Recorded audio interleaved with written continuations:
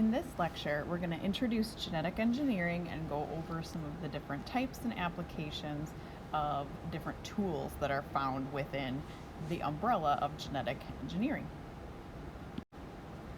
First, let's review some vocabulary. So, biotechnology is when humans apply a technological process, invention, or method to living things, hence the name biotechnology. So some different examples that we'll go over the next few slides include selective breeding, hybridization, inbreeding, and genetic engineering. Selective breeding is a process that humans have been going through for many, many thousands of years. This is when humans breed plants or animals to take advantage of the natural genetic diversity that is found within different species. So what people have done historically is to select the genetic traits that are desired, and then they'll breed the individuals with the traits they like so that the next generation hopefully carries those desirable traits forward. And so this is a process that's involved in both hybridization, which is breeding together two different species, and inbreeding, which is selecting for specific traits. Hybridization is a tool that people often use to get a desired outcome in a plant or an animal. So it's when you breed together two different breeds or closely related species to bring out the best characteristics of both parents. So an example would be like plant hybrids. We can look at corn, for example. Here you can see they bred together this parent, which has one trait that they like, this parent, which has another trait that they like, and it gives us this hybrid that has the best traits of each parent. And you'll notice, like when you look at the offspring, which are the corn cobs, because the seeds are the offspring, parent one has a corn cob that is kind of short and round. Parent two has a corn cob that is a little bit narrower, but when you hybridize them, you get a corn cob that has more kernels and is a little bit larger. So that's a higher yield, which is a desirable trait in crops that we grow for food and other products. Another example would be mules. A mule is a cross between a horse and a donkey. And we like to breed the two together because horses are a little bit larger, a little bit stronger.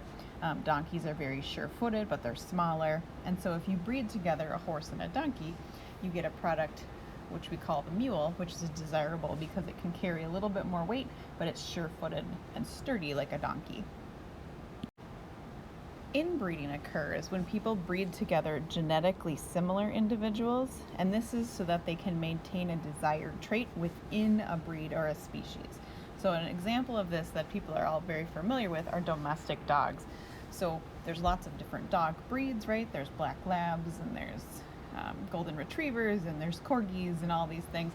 And the reason that the parents and the offspring always look very, very similar is because to some degree those individuals are inbred. And so that's why you get a very different result when you breed together, like a black lab with a Great Pyrenees, for example. You'd get a dog that does not look like either parent because they're less inbred. Another example would be like crop varieties. If you're growing plants and in your first group of plants you have all these different options and you discover that the ones you like the best are these plants, those are the two you're going to breed together so that you can get offspring that are more similar. And so that in the next generation, there's fewer plants that are short in this example. One of the reasons that we can do genetic engineering is because of naturally occurring variation within species. Genetic variation just gives scientists a wide variety of different genes and traits to select from when you're breeding different organisms. So an example would be like the wild mustard plant, which is here in the middle. The descendants of that plant are very diverse and we grow them for lots of different food types. So if you've ever eaten Brussels sprouts, or if you've ever eaten cabbage or kale, broccoli or cauliflower or kohlrabi, all of those plants come from the same ancestor. They've just been bred for different traits. And so this is something that people use frequently to take advantage of when breeding organisms. Sources of genetic variation include just naturally occurring genes, but also mutations that have been induced by humans.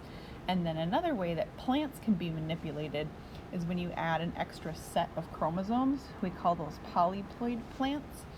And so those have, instead of 2 sets of chromosomes, they may have 3 or 4 sets of chromosomes, and that changes the gene expression in those plants. In genetic engineering, there are several different tools and types, so we'll go over these individually, but tools include restriction enzymes, PCR, RNA probes, electrophoresis, and viral vectors. And the types of genetic engineering include recombinant DNA, plasmids, CRISPR, transgenic organisms, and cloning. The first tool we'll talk about are restriction enzymes. These are just enzymes that cut DNA at a specific sequence of nucleotides. So in the diagram, you can see this sequence, GAATCT, always gets cut by this one specific enzyme. We call it the EcoRI enzyme. And when it cuts it, it always leaves this end. We call that sticky because there's some exposed bases, and then you can use that to stick it to a different sequence of DNA. But restriction enzymes, again, always cut DNA. That is their job. PCR is also known as polymerase chain reaction. This is a method that is used to amplify or make copies of a DNA segment. And so PCR is often used before another tool is used in genetic engineering because you can have one copy of DNA, and then this process will separate the 2 strands. So you can see it just opens up the helix basically, and then it adds a primer to each strand and makes a copy of it. And so this process goes from one copy of the DNA sequence to 2 copies, and then this can be repeated over and over and over again, so you can start with 1 copy but then end up with millions of copies. And then it can be used to detect mutations, or for genotyping, or for forensics, paternity tests, and lots of other uses. Another tool used in genetic engineering are RNA probes. So these are small segments of RNA, and they are used to locate a specific region of complementary bases on a DNA strand. And so this allows someone to find a specific place on a DNA strand, and then the RNA probes are often labeled with something that's fluorescent, meaning that it can glow under black light, or they might do something that's radioactive so that they can find it. So what happens is that you have your RNA sequence, and it will bind to DNA. So like here we have our RNA sequence, and then we have DNA. The RNA will bind to a specific sequence of DNA, and when it does, then this indicator molecule will glow so people can see right on the DNA chromosome where this sequence is located. And there's several different types of indicators, but they always bind to the DNA in a specific place and make it visible to a scientist. Electrophoresis is another tool used by genetic engineers. Electrophoresis separates DNA fragments based on the size of the fragment and sometimes its charge. Electrophoresis can be used to make DNA fingerprints, which are a unique image of the sequences of or restriction fragments of DNA. You can test making a DNA fragment or fingerprint here. But DNA fingerprints then can be used for genetic applications. They can be used for paternity tests. They can help you find long-lost relatives, things like that. Another tool scientists use are viral vectors. So if a scientist needs to take a piece of DNA and put it into a cell, that's easier said than done. And so one of the ways you can put DNA into cells accurately is to use a virus. So you have a genetically modified virus, and so you've got a virus, you've got DNA inside the virus. The virus can bind to a cell, and then it can release its DNA into the cell. Once the DNA is inside of the cell's machinery can make whatever that DNA tells it to. So viral vectors are just a way to deliver DNA or RNA into a cell, and that allows that cell to manufacture whatever that DNA tells it to. You can use viral vectors in vaccines, in gene therapy, in plant engineering. It's just a way to introduce DNA into a targeted cell. Recombinant DNA is another way to add DNA to an organism. And so it uses enzymes, like restriction enzymes, to cut DNA at a specific location. And then it adds a new segment of DNA to the desired chromosome or to a plasmid. So often it will be used to combine DNA from two different species. But what it looks like, here we've got a DNA sequence. And that DNA has a sequence that can be cut by that restriction enzyme. So what happens is that our plasmid is cut at this very specific location, and then because those ends are sticky, we can take our DNA sequence that we want to add, and when we put it with the plasmid, it will bind to the plasmid. So now we end up with a plasmid that has our original DNA sequence plus the sequence we wanted to add. Plasmids are small circular segments of DNA. Plasmids are found very frequently in bacteria, and plasmids are easily transferred from one bacterial cell to another, or scientists can insert plasmids into bacteria cells. Bacteria cells will produce whatever the plasmid tells them to, and so it's a great way for humans to produce things like insulin. Insulin is needed in humans to push sugar into cells, and so people who are diabetic need to have supplemental insulin. So this is a technology we use to produce insulin. We take a plasmid and we add the sequence of DNA that is needed to produce insulin. It's then inserted into an E. coli bacteria cell, and then that bacteria cell can be cloned so that you have many of them, and then each of those bacteria cells can be asked to produce insulin. And so that's the way that insulin is produced for people who are diabetic and need to have insulin in their bodies every time they eat. Another way to engineer things is with a process called CRISPR. CRISPR does highly precise gene editing, and so it allows you to target a specific gene and sometimes even a specific letter in a DNA sequence. It uses an RNA guide to find the place on the DNA where it wants to make a change.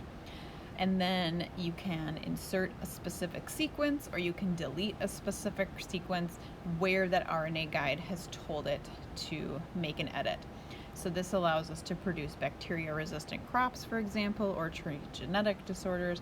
So it's very highly specific so that genes can be edited in a very precise way, hopefully then causing fewer mistakes. With a lot of these different techniques, you can produce transgenic organisms. These are organisms that have DNA that usually comes from a different species. So an example that scientists used for proof of concept is to add a fluorescence gene from like a jellyfish to a different species.